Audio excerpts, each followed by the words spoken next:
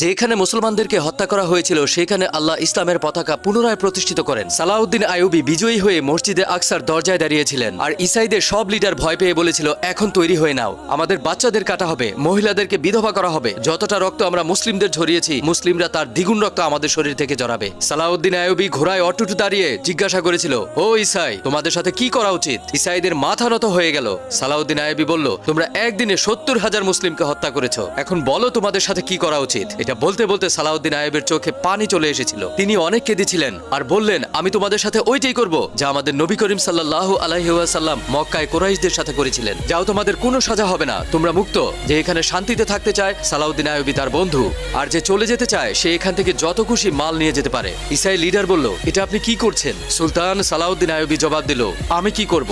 আমি ওই নবীর কথা শুনেছি যে আমাকে মাফ করা শিখিয়েছে। সুবহানাল্লাহ।